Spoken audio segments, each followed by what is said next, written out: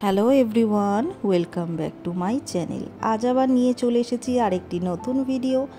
আজ আমি তোমাদের সাথে শেয়ার করব একটা সামার ফেসিয়াল, যেটা হবে তরমুজ দিয়ে।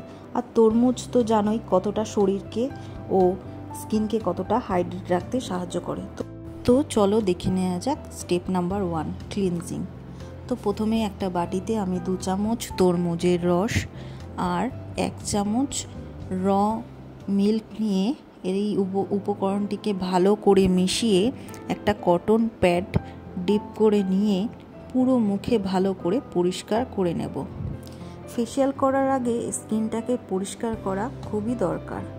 তো ভালো করে দেখতেই পাচ্ছ আমি এই মুখটাকে ভালো করে পরিষ্কার করে নিয়েছি। তারপর স্টেপ নাম্বার 2, স্ক্রাব।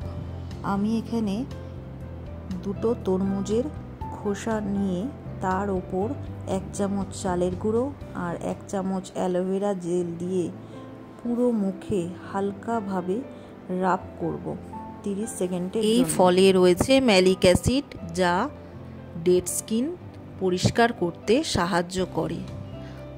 আর তার পাশাপাশি রয়েছে ভিটামিন ই এবং সি। এই উপাদানই ত্বকের প্রাকৃতিক ময়েশ্চারাইজার হিসাবে কাজ করে।